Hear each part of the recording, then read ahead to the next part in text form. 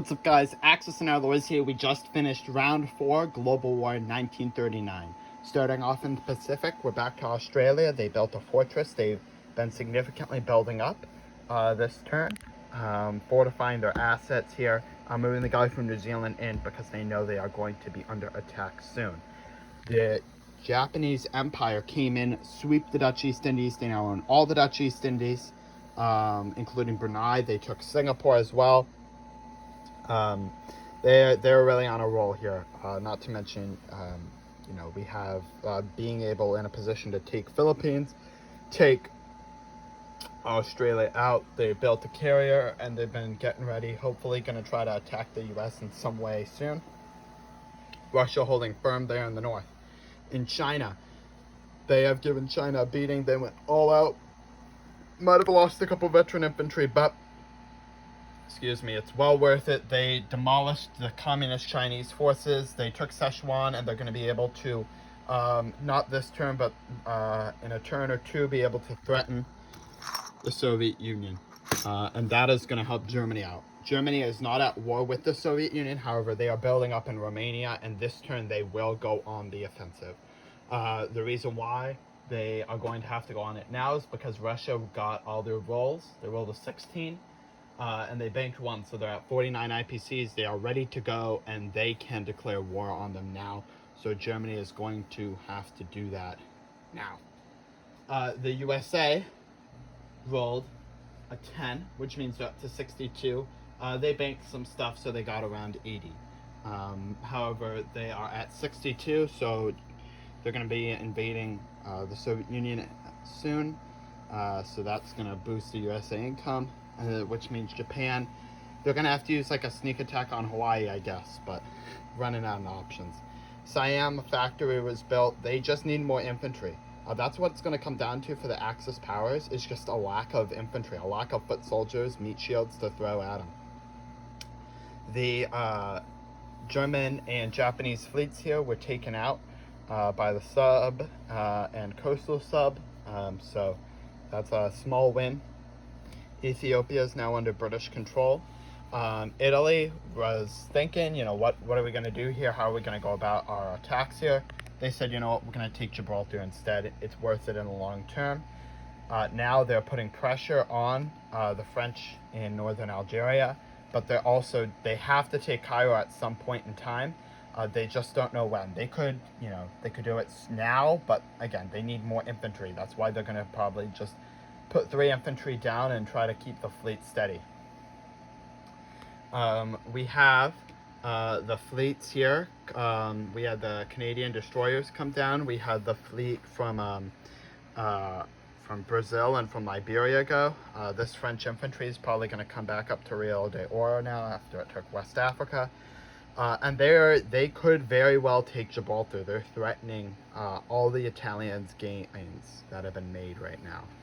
The USA, as some of you may know already, they moved their Pacific fleet up, and they are ready to go. I've worked out all the math. All the transports are set, ready to go, ready to launch. They are going to beeline for France.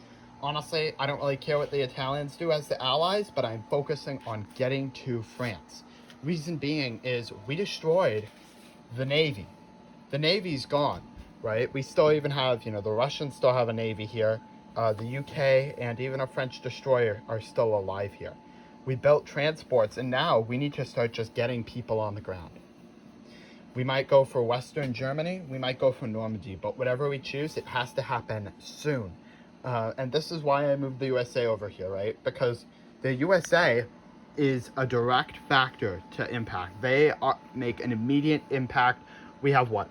3, 5, 6 transports already loaded up to go.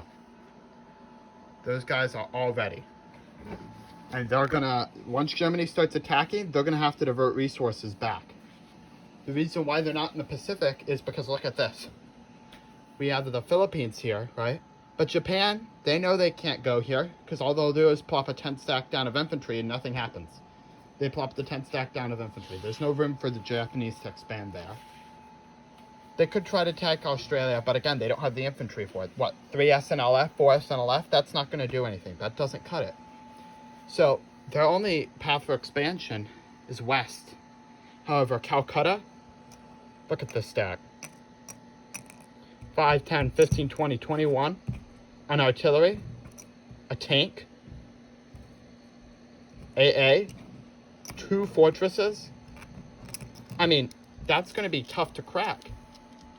You know, you can't really risk all your planes there. So you're going to have to wait, you know, for the Japanese to plop down a 10 stack of infantry and keep doing that. You know, get a Siamese infantry every turn as well. So the USA could come in, but where's the USA going to go in the Pacific? I mean, Tokyo, I guess. But there's not, besides for the Dutch East Indies, what kind of money, what are they targeting here? There's nothing to really grasp for the USA.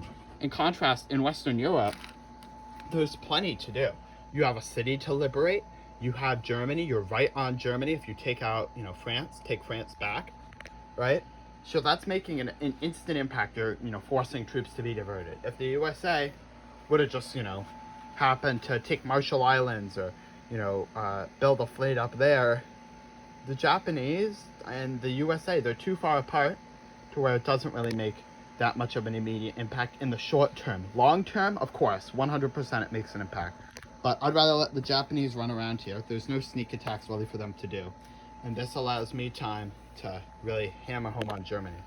Going back to Germany though, I mean, it's a large force.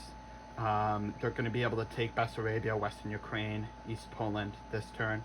I got to check the rules to see if Finland can move out, because if they can, they'll be moving out as well. And we'll be able to take Leningrad soon. So we gotta see, but I feel confident in both sides. I think the Russians could put up a strong defense, and I think that the Germans could put up a strong attack. So I'm feeling confident in both teams. Just want to see how that plays out. And we really just need something to happen with Cairo, because the UK, if they get a little inkling that the Italians might not be able to take them out, they would be able to take them out. They have 7 infantry, 3 artillery, 4 tanks, fighter, TAC. That's going to be pretty. It's going to be a force to be reckoned with. So, trying to think of anything else here. Japan's at 89 for income. Germany's at 69. Italy at 35. Summarize major developments.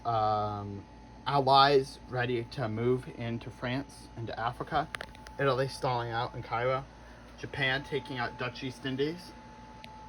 And taking out China. So, leave any comments, suggestions down below.